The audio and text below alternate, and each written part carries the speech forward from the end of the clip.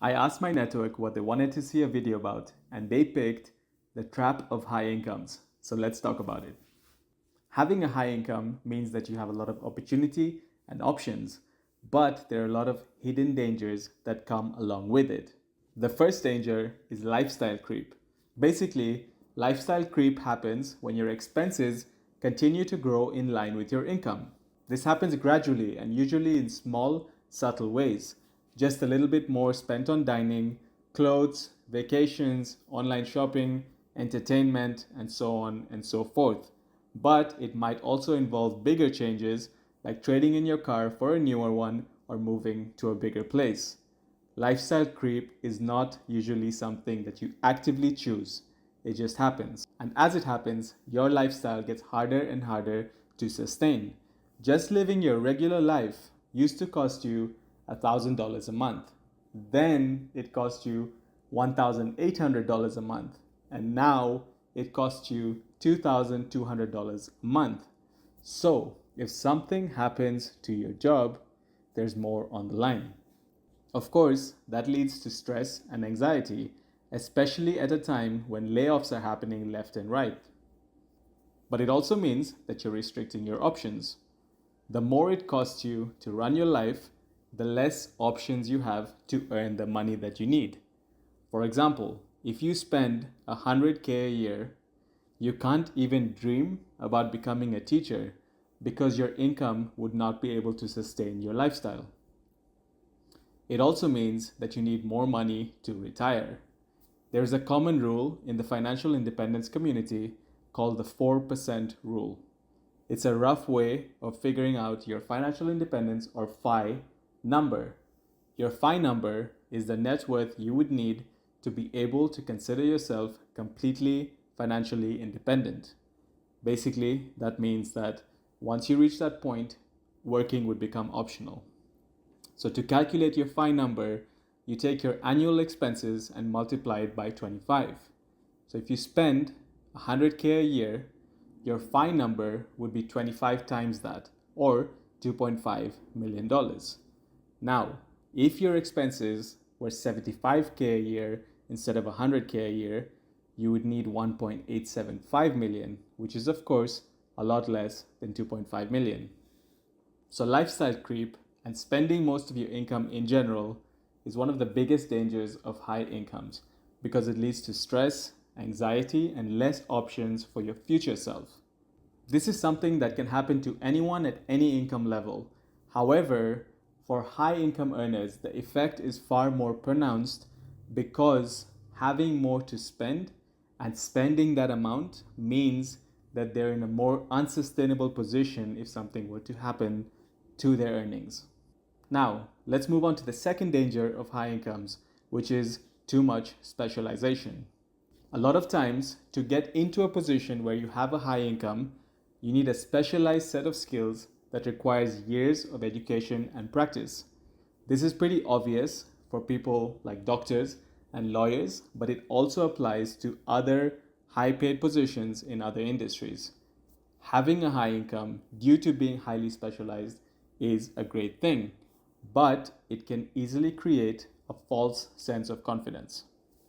Industry shifts, companies failing, economic conditions, and a whole other host of factors can suddenly threaten the role that you took for granted. And when you're in that position, you don't have many options. Because you're very specialized, it might be difficult to find a similar role elsewhere. And if you can't, all of your specialized knowledge might not mean much for the jobs that are available.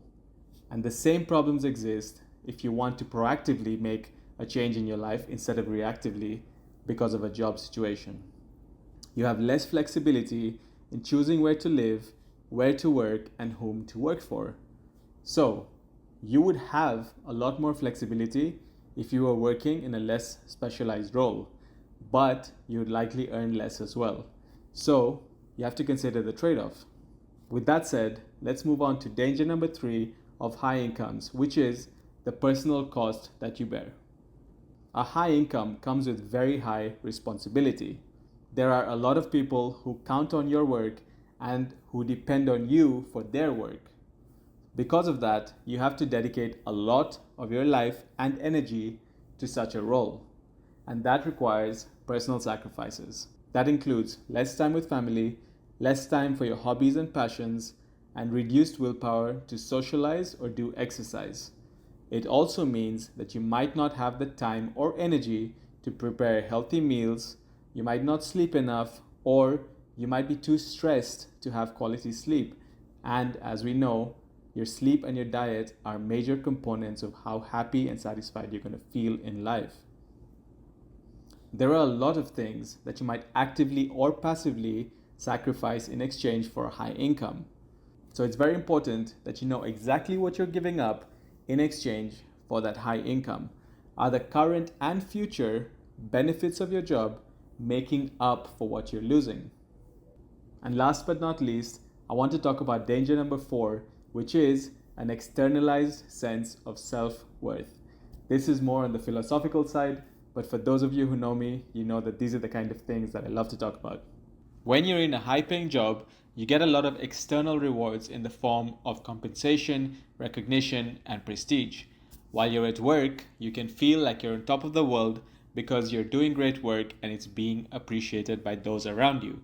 And while that on its own is certainly a good thing, it's easy to get sucked into that. You may become dependent on it and pour more and more of yourself into your work to continue receiving those external rewards. Eventually, your sense of self-worth may become so strongly tied to your job that you might start finding it difficult to find a sense of meaning and purpose outside of your job in other aspects of your life. In other words, your job may become your life, and your sense of self may cease to exist outside of your work bubble. So, work is a big part of our lives. We dedicate a lot of our waking life to our job, and we get some things in return. We get money, we learn skills, we gain a reputation, and we build our network. That balance between what we give and what we get is worth thinking about. And I hope that this discussion today provides some perspective on a few of the factors that affect that balance as it relates to high income earners. If you are a high income earner, I would love to know which of these dangers you are affected by and which of them you have managed to avoid. And if you've been able to avoid them, maybe you can share how so that other people can benefit from your experience and knowledge. My final note for the video is this. Earning a high income is a fantastic opportunity to create the life that you want. But I want you to look beyond just the amount of money you're going to earn. Be aware and be comfortable of the sacrifices that you're making and realize that true success is going to come if you can use your opportunity to build present and future fulfillment for yourself. Ideally, you build the right foundation for yourself so that you can mitigate some of the dangers that we've discussed today. If you can get to a point where work becomes optional, you can be in complete control of that balance that we talked about.